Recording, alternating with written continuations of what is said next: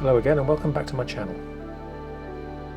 In this episode I want to discuss photographing the ambient afterglow light. This kind of, I call it sticky light, but it's essentially the light that you get for the half an hour, 45 minutes after sunset. Some people call it the blue hour, but often the colours aren't blue, there's lots of colour left in the sky. And on this particular evening in the northwest corner of Orkney, it kind of really, the conditions provided a perfect illustration of this kind of light. I mentioned in the last episode that the weather and prevailing conditions during my visit to Orkney really dictated the pace, and very specifically the times I was able to get out to photograph. We had strong light, very harsh light around the middle of the day, so we tended to head out to locations really around about lunchtime, which allowed plenty of time to scout an area. We had a couple of hours. We'd arrive at maybe 1:30, 2 o'clock, and we had a couple of hours then to roam and wander. And I really wanted to get ideas of what I was going to use compositionally, foreground interest and so on, and kind of sight lines for later on in the evening when the light improved. There's nothing worse for me than arriving at a new location exactly when the conditions are perfect for making an image, and then suddenly I'm faced with the problem of having to make choices and decisions without any kind of pre-warning. So I'm, looking back at those kind of images, the pressure is clear to see in the resulting files. I'm rarely happy with an image I've made where I haven't had time to do my research and have a good old roam and wander, and maybe have 3 or 4 places in mind, so that once the light improves, once the conditions are there and the colour in the sky is really good, I know exactly where I'm going to go. I might have 2 or 3 locations, but I'll go straight to them. I know what I'm going to do compositionally as well already, so it makes life a lot easier when you've got quality light to work with, and you've also got a quality foreground, quality background to marry together. This was our second visit to Birsay during my stay on Orkney, and the plan had been to cross the concrete causeway and take a look at the Pictish ruins and the old ruins of the church, the foundations and the old stones and so on. Maybe wander up to the cliffs at the top, and I really was quite interested in having a look at the lighthouse. Unfortunately though, we arrived with a rising tide. It had already started to kind of make its way across the causeway at the far side, and if we'd have gone across, we'd have been stuck there for 6 hours, but probably longer actually, waiting. So by the time we got back off, it would have been pitch black. So we chose not to cross that. I'll have to save that for a future visit. But I was of course able to fly the drone over to see some of the spectacular cliff scenery, even if I wasn't there first hand myself. The drone actually is a great tool for having a look around that next corner when you can't quite get there physically yourself. But in the end we chose to relocate about half a mile along the shore, where we could clamber down onto the greasy, shaded and sheltered sandstone foreshore and get out of the sunlight really, because I was interested in trying to find a kind of balanced foreground. And when you've got deep shade and bright light on your foreground rock, for me it's not I just don't find it comfortable. It's an uncomfortable foreground, can look quite messy. So I wanted to reduce the complexity really of the foreground by taking away directional light. There's still some light on the cliffs in the distance, but I didn't want that kind of complexity all the way through. It's much better to have kind of blue reflected light on my foreground at that point, and then maybe some warm sunlit cliffs at the back, than to have a bit of a mix of everything all the way through. Much of the rock on Orkney is old red sandstone. It's 400 million years old. It's laid down in the Devonian period. So all the tilted slabs along the shore, especially around the kind of west coast and north coast of Orkney mainland, are categorised as Stromness flagstone. I think that's actually a really fitting name when you have a look at some of that rock up close. There's so much detail in it, and there's so much colour in it, and the kind of light that you get in that afterglow can really help bring out some of that colour too. So I'll be illustrating that. When we went to Warburton near Stromness a few days later, some of the colour there was fantastic. I'm going to put one of those images up in a second here, but I'm saving those images for a future episode.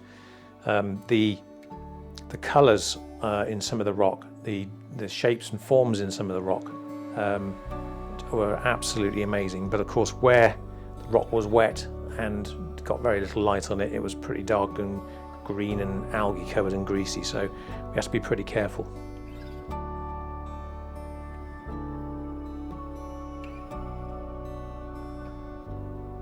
Okay, so sticky light, ambient light, afterglow, whatever you choose to call it. It's light that I particularly love. I guess shooting with film again, dealing with something very, very contrasty. I was always looking for subject matter that didn't challenge the film, I think, and so those kind of conditions that you get after the sun has gone down, where you haven't got any direct light anymore, really, really help.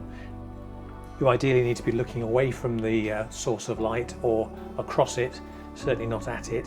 If you're looking straight towards the light source or where the sun has just set, then pretty much everything that's foreground, middle ground will probably still be silhouetted because of the brightness of the light out on the horizon. It works particularly well obviously on coastal scenes, but as you can see from some of these images I've made elsewhere, these aren't on Orkney. Works fantastically well in woodland, it works on your local hills, it's great with architectural subject matter too, you know, this shot of the sunflowers was literally across the road from my house. I went across to the field after the sun had gone down because I knew I'd be getting that kind of light. To make the best of this light, and because the exposures will be getting quite long, I really highly recommend using a tripod. Probably you'll still need to use some grad filters as well. I really highly recommend trying to get your image in one pass as well, simply because the light goes down very, very fast.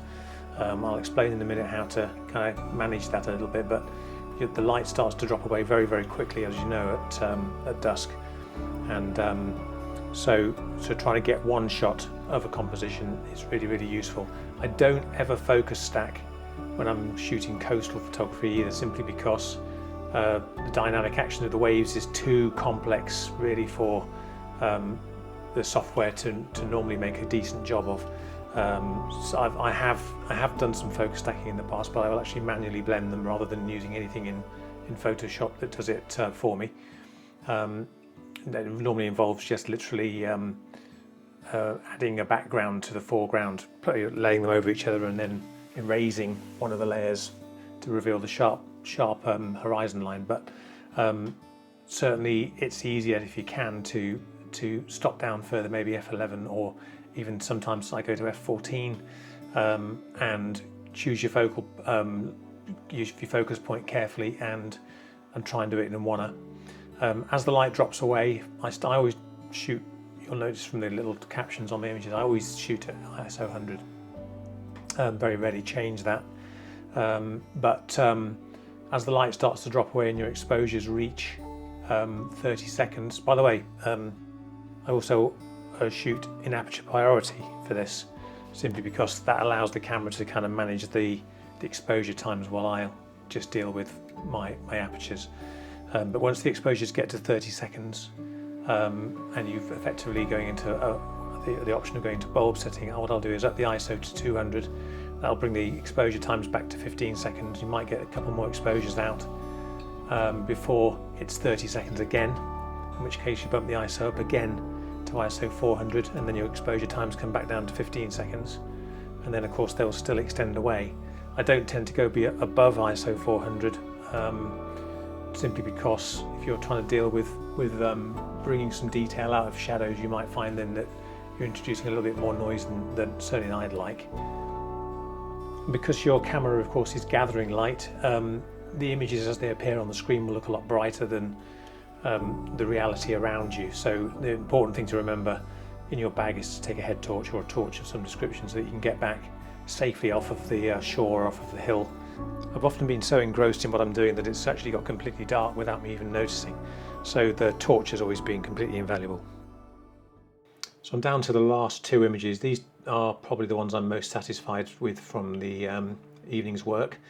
The first one really is a perfect illustration of this kind of sticky light idea.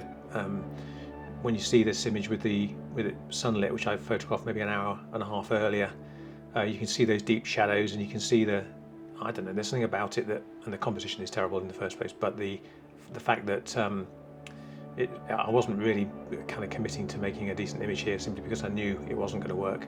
But then having found this foreground, I knew I wanted to come back to this spot when I got that afterglow.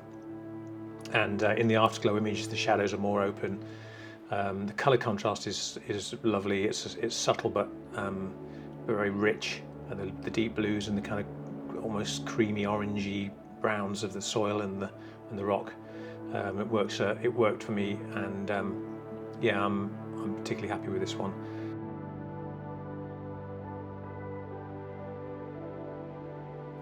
And this final image, afterglow, north side. On the far horizon you can see the Isle of West Ray. And in actual fact this is quite a big file, so when you zoom right in you can see the lighthouse at Noob Head on the far west end of that island. Thanks very much for watching. Please, if you can, like and subscribe, and I'll leave you with just this image to enjoy as the music fades. Thank you.